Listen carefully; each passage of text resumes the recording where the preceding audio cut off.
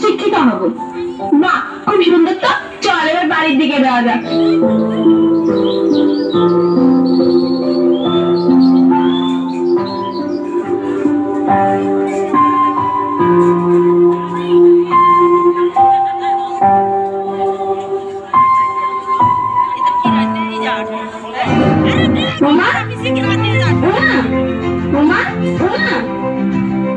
তোকে কতবার বলেছি না এরকম করে ঘুরে বেড়াবি না। যা, ঘর ঢোক বলছি, ঘর ঢোক। আর এই যে দাদা, তোমাকেও বলে রাখছি, আমার মেয়েটাকে নিয়ে এভাবে নাচিয়ে হয়ে যাবে না। কতদিন পর ওর বিয়ে। বিয়ে? তুই বলছিস না কাকিমা, আমরা তো সবাই নাইনে উঠলাম, পড়াশোনা করবো, খেলাধুলো করবো। জানো কাকিমা, আমরা ঠিক করে নিয়েছি, ওর হবে শিক্ষিকা আর আমি হবো ডাক্তার। বুঝি তো, সব বুঝতে পারি। তোর স্কুলের ওই দীপ মাস্টার আর তুই আমার মেয়ে মাথা থেকে খেয়েছিস।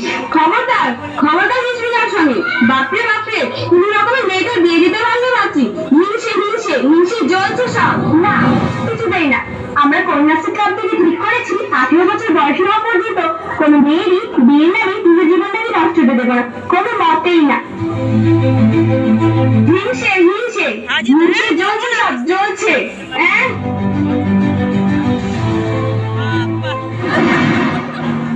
আবির কাকাকে দেখ কি চিয়ার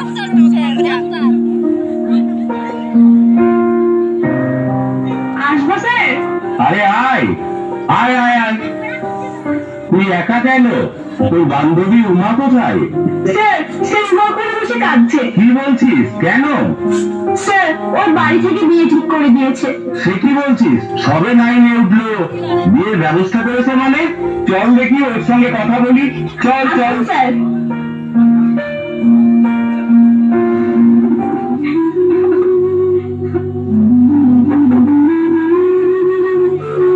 উমা উমা, কাঁদলে হবে না, এ সময় শক্ত হতে হবে, সিদ্ধান্ত নিতে হবে।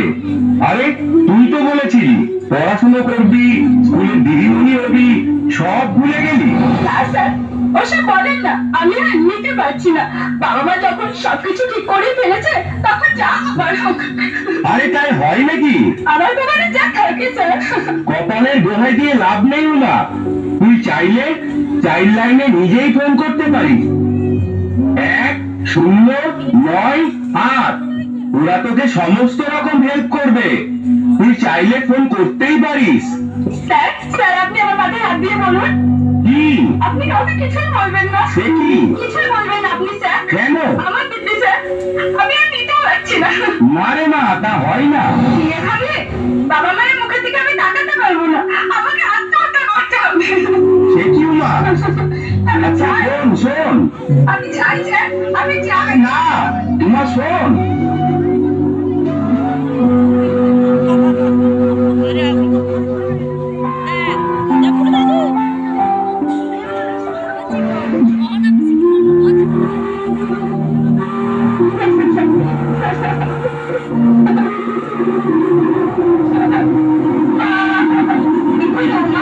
কাঁদছিস কেন? আমি আমার বাড়িতে যাবো না, আমার তো অনেক কত ডেকোরেশন করা হয় না। বিয়ের পর স্বামীর ঘরটাই মেয়েদের আসল ঘর, মেয়েদের জীবনটাই এরকম।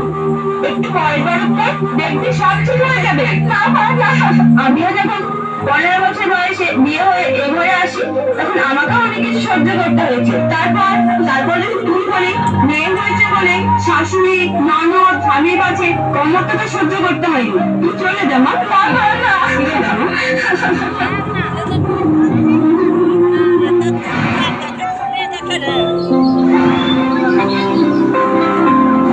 একটা ভালো সম্বন্ধ এনেছি।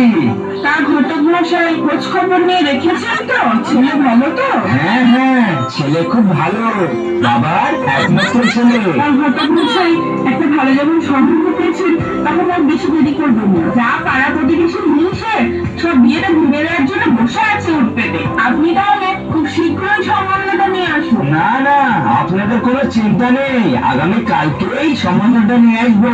আজ তাহলে আমি উঠে। বেশ বেশ। আচ্ছা ঠিক আছে।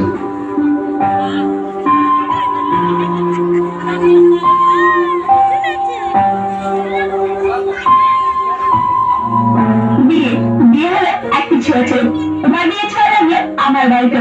তাড়াতাড়ি বিয়ে না দিতে পারলে যেন পাড়া প্রতিবেশী এটা কাছাকাছি হয় না, তাই একদিন তারা এই তারা বাসনগুলো একটু ভেজে দিত না, একা আর কত কাজ করবো, একটু বাসনগুলো ভেজে দিত।